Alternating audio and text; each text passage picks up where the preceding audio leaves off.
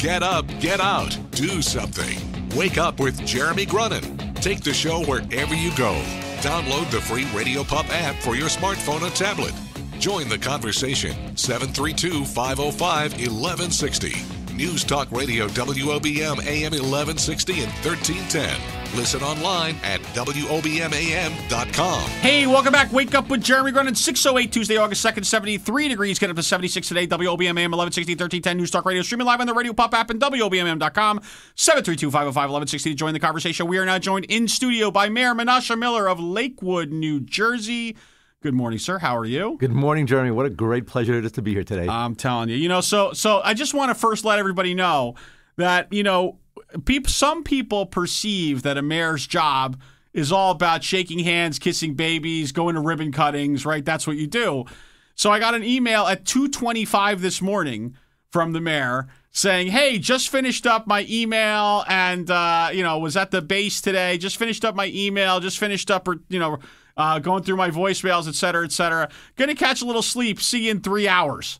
Right. So is that's the life of a mayor? Absolutely. During the weekday it is. That's fantastic. That's very tell you. And then we wonder why we struggle to get some of the absolute best people to run for public office, present company excluded, of course.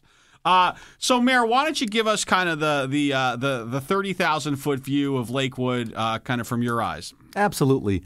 Lakewood, as is known, it was incorporated in about 1880. It was known back then, prior to that, as Bricksburg. And Joseph Brick had a wood mill back then in Lakewood. So back in 1880, about 130 years ago, 140 years ago, Lakewood was basically a little sleepy little town. And as the years progressed, in the early 1900s and the mid-1900s, Lakewood turned into more of a resort town. People had gone down to Lakewood to relax, and it was for the rich and famous. In the 50s, with the advent of the airplane, people started going down to Florida. Right. And that's where they would actually relax and reside. In year 2000, the government census had Lakewood pegged at about 60,000 people. And in 2010, at the most recent census, Lakewood jumped up to about 93,000 residents. We currently believe there's about 100,000 residents in Lakewood. Wow. So 100,000 folks, and obviously the growth has exploded, and we could talk more about that later. Why don't you give folks a little bit? Your background is very unusual and really remarkable when you think about how you ended up kind of serving Lakewood. So why don't you give us kind of that what that was all about? Well, absolutely, Jeremy. I'm a born and bred Lakewooder, so to speak. I've been born in Lakewood in the 70s and kind of lived in Lakewood all my life. In the early 2000s, in the turn of the millennium, I joined the military. I joined the United States Air Force Reserves. And I had been with them for a little bit. And at some point in time, they had asked me to run. Some of the people in the town had asked me to run. And ultimately, I wound up getting in as a write-in the first time around. This goes back in 2000. On town council. On town council, 2003. And I was kind of juggling a little bit. I had my military reserve duty, and I had the town council. As a matter of fact, in the year 2011, I was sent out to Iraq during the holiday season of December time, Christmas, Hanukkah.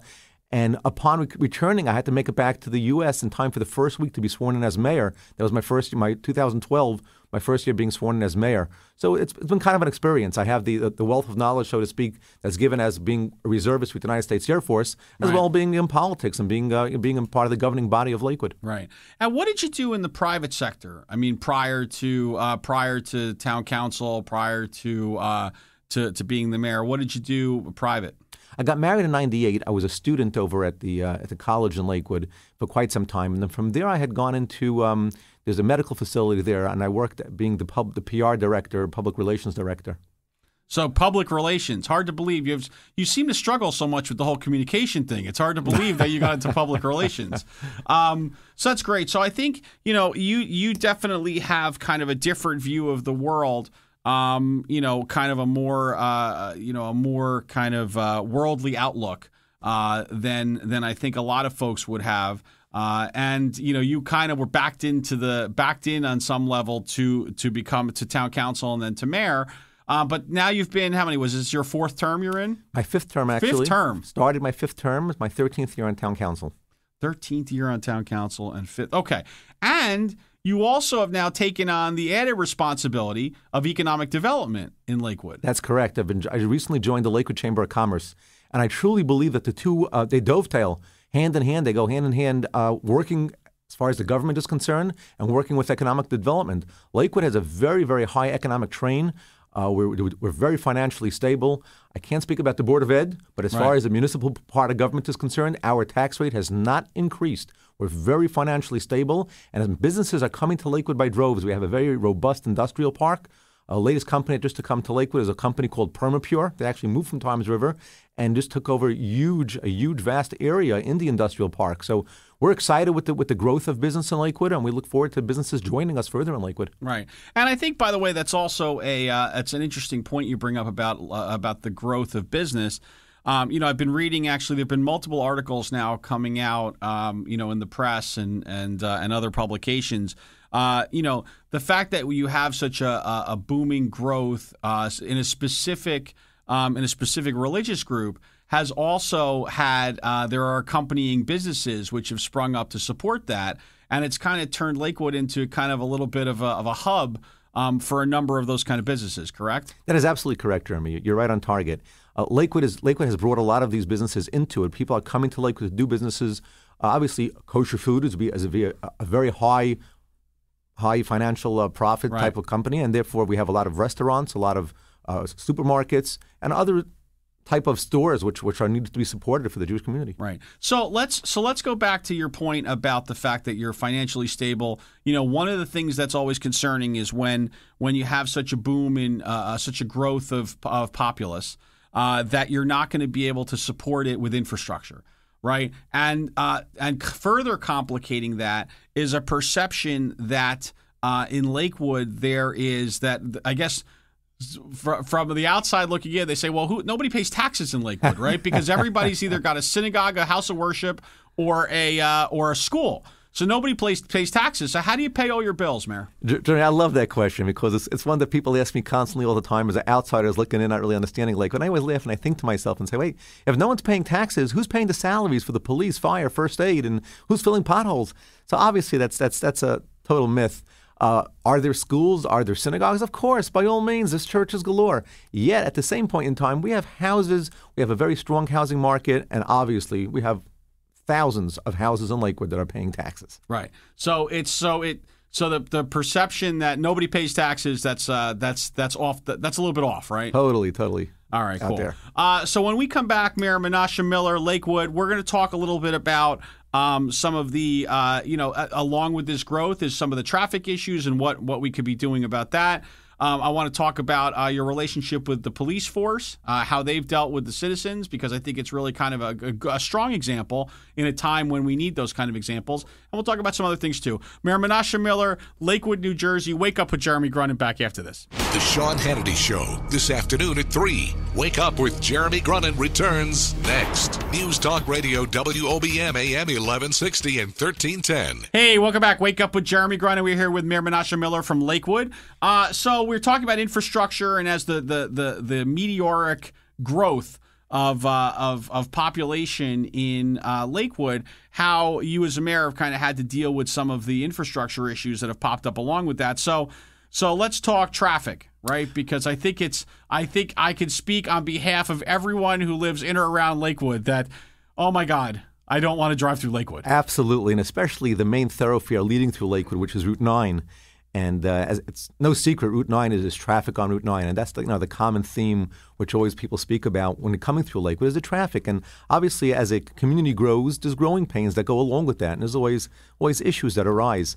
So as we all know that in Lakewood, there are three types of roadways. You have a municipal road, you have a county road, and you have a state road. Right. State road are the easy ones to know. Route 70, Route 9, Route 88. That's the easy ones to know state. Then you have the county roadways, County Line Road, Kennedy Boulevard, and the county's been very, very good with Lakewood, actually.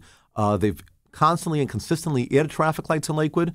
There's 3 traffic lights on tap for this coming year right now. We have one coming in at Prospect and William Street. We have another traffic light coming in at 14th Street and Hope Road, and another traffic light coming on Cedar Bridge. So Lakewood in the county has been worked very, very well, and the county has been doing sidewalk installments as well as additional roadway resurfacings. Getting now down to the municipality, we've been struggling as time progresses with regard to keeping up with the infrastructure. And as people are moving in, we have zero tolerance when it comes to building. So you're doing anything in your house, you're putting in sidewalks. That's considered a no-no to be able to think that you could build a house without sidewalks. With regard to traffic, we have installed multiple locations, four-way stops.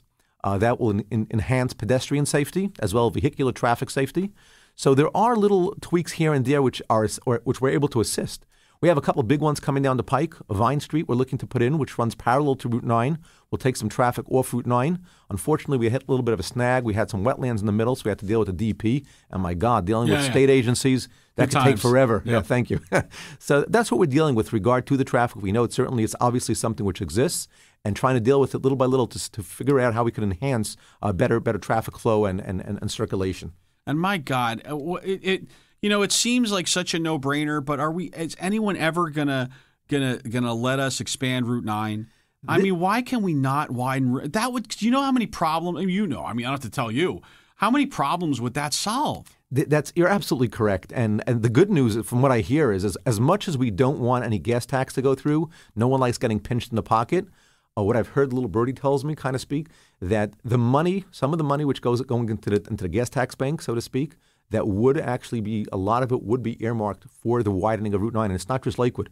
It's Lakewood South. It's dualized, kind of, so to speak, kind of all the way down to Main Street in Lakewood. And from there down through Toms River and further south, it's only one lane in each direction. I'll tell you what, that would be such an ease on traffic, because you cannot get through that bottleneck. I mean, right by there's that one intersection. Yeah, and the lake backs up for a mile, and God forbid you want to get to the hospital via Route 9. I mean, it's impossible. All right, so maybe help's on the horizon, right? And you guys are doing everything you can do. Let's talk for 1 second about the zoning. We know that in the news recently have been the discovery of multiple dormitory type structures, unauthorized, of course. What is the stance of Town Hall on this kind of construction and this kind of thing? We're taking a very strong stance, Jeremy. We've sent out our code enforcement department, and they're taking a very strong stance, going around the town and trying to weed any of this out. It's a safety hazard, not to mention illegally and downright wrong. So we're out there. We're pretty strong out there. One of the most recent ones that were in the news and all that, believe it or not, it was a quiet situation. The neighbors didn't know about it. You go to any type of college town, sometimes they'll have people rent a house together, etc. Believe it or not, the neighbors were not aware of it, which is why, hence, no complaints came through to the town. But the town is taking a very strong stance on that and code enforcement per se, and going around the town trying to weed out any of these type of structures which we have around. Right. And I think all of these things, I just want to, because we're coming up against a break, and then when we get back, we're going to flip the script and talk about all the positive things that are happening in Lakewood. I think all of these things can be characterized. I think it's important that we understand that these are infrastructure issues, right? That I hope to think that people, when they hear Lakewood, get scared, not because of the ethnic makeup or the racial makeup or the religious makeup, but more so about the added strain that it puts on infrastructure and whether or not it can be handled with finesse and with aplomb. And I'm sure if you look back well before your time, there might have been some things that could have been done proactively to kind of have cut this off at the pass. And I don't mean the growth, but to make it a smoother transition, right? You're absolutely correct. And I don't believe that the forefathers, so to speak, of Lakewood had any vision that they ever dreamed Lakewood would be as big of a robust situation as it is. I don't think anyone ever dreamed that. Back in the 60s, 70s, 80s, no one ever dreamt that Lakewood would look like what it looks like today. Sure. And I think a lot of it has to do with the students that are moving into Lakewood by droves. Every semester you're getting 500 new students into Lakewood, and then you have the parents moving into them. Absolutely. So it's a great point, and you're doing a good job trying to fight that. Wake Up with Jeremy Grunham, Mayor Menashe Miller. We'll be back after the break. Let's talk about the good things happening in Lakewood.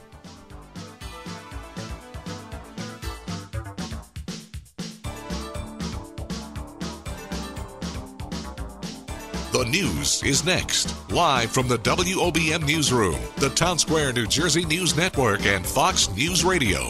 Wake Up with Jeremy Grunham. News Talk Radio WOBM AM 1160 and 1310. Live from the Bob Levy Broadcast Center, overlooking the Toms River. It's time to get up, get out, do something. Wake Up with Jeremy Grunham. Be a part of the show. 732-505-1160. News Talk Radio WOBM AM 1160 and 1310. Listen online at WOBMAM.com. Hey, welcome back. Wake up with Jeremy Grunin, 6:34 a.m. Tuesday, August 2nd, 73 degrees. Get up to 76 today. WOBM AM 1160 and 1310. News Talk Radio. Streaming live on the Radio Pop app and WOBMAM.com. 732-505-1160. Join the conversation. We are joined in studio by Mayor Menashe Miller from Lakewood. And I'll say now the city of Lakewood. The city of Lakewood. So, all right. We have a police chief that just retired, right? And he, by all 35 years, is that how long he was doing it? That's a lifetime. That's a long time, huh? Yeah. And I'll tell you, one of the remarkable things about Lakewood is the great relationship between the police force and the citizens. So why don't you talk a little bit about that? Absolutely. I credit a lot of that to the chief that just retired. I got to know him actually when I first came into town politics. He was Lieutenant Lawson, then came Captain Lawson, and ultimately he became the Chief Lawson. He was very much pro-community policing, very much working with the communities. And when I say community, I mean all aspects of community, whether it's the Jewish, the Hispanic, the African-American. He's been very proactive in reaching out to all segments of the community. And obviously, a lot of it is to his credit, how he's worked very well. As a matter of fact, literally on his parting days, and he left the last day of July was his last day, last Thursday evening, actually at Town Hall, he had a forum for the entire community. He had talking about policing within communities, and I'm thankful that we don't have any issues that they've had in Dallas or any of the other surrounding areas. We don't have them here in Lakewood, and hopefully we'll never have any of those. We have a great relationship between the police department and the community. Yeah, and just to kind of illustrate how the pendulum swings, as we all know, right? So I think it was probably about a year ago that the Lakewood police force was getting flack for turning on a light switch or helping out on Shabbat or doing something for the community, and the response was, well, this is what our community needs. We are a community police force. We do what we need to do. Look, we're not going to be taken advantage of. We're not going to do outrageous things. But if it's something that we can help with, we do. And they took a lot of flack for it. And now, fast forward a year later, and police forces across the country are being vilified for the fact that they are not community police forces, that they are not in tune with their communities, that they're not working within the parameters of, that they don't represent those who they protect and serve. And you can point to Lakewood and say, really kind of ahead of their time when you think about it now and look at all that we're dealing with. Lakewood has a lot of sensitivity training when the officers first come on board, and that's paid off big-time dividends. We have officers working downtown where the shoppers are, and we always tell the officers, you're the face of Lakewood. When you smile at people, you're there for people, you have a positive presence as far as protection and patrolling. So it's a great working relationship where the officers understand the needs of the community, and those things that you've mentioned about when they got that flack for helping and assisting, that's what the officers, they drive around, they look out for this kind of stuff, and they see it, they got waved down, flagged down, might be on the Shabbat or the Sabbath, and they're there to help. Right. And so tonight, is it tonight? Tonight, as a segue, is National Night Out Against Crime. Talk to me about that. That's a lot of municipalities have this. It's the first Tuesday of August every year. It's a big event called National Night Out Against Crime. Many police departments join into it. Lakewood started off small many years ago, and it's grown and morphed into a huge event. In Lakewood, it's held at Pine Park, which is on County Line Road and Pine Park. It's a great event. The children get to come out. We have rides. There's music. We give out free helmets, free bicycle helmets, free reflector belts. We raffle off bicycles.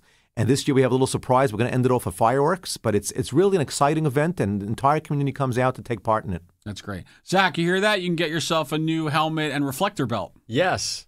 I think you look good in your old reflector belt, but I think you look nice in a new one. Need to update it, right? I think it's time, Zach. It's time. Mayor Menashe Miller, it is that time. And, and I just, listen, let me first of all, let me put this to rest, because this was the conversation we had before we came on air, okay? Because I call you Menashe, right? Because as I was raised, the way your name is spelled is Menashe. That's right. Right? And then I said, but I've heard from multiple people, they call you Mayor Menashe, right? So I said to you, okay, before we go on the air, the thing I really hate is mispronouncing somebody's name, because I think that's like it's in poor form, right? It's embarrassing. It's like, it's disrespectful. So I said, what is it? And you said, okay, so Menashe, that's my name. But Menashe is my nickname. That's correct. And so I want to clear that up for everybody, but I also would like to conscientiously object to the use of Menashe as a nickname, because I believe that eliminating one syllable, especially in a multiple syllable name, is meaningless. So I just want to let you know, I object to that as a nickname. Just letting you know. People refer to it fondly as Menashe. I understand, but it doesn't work for me. So anyway, we're gonna move along though. Mayor Menashe, whatever, potato. Let's call the whole thing off. It's that time now. We're gonna give you the magic wand. The pixie dust, the fairy dust, the ability just to wiggle your nose and make an impact, change something in the world. Mayor, what are you doing?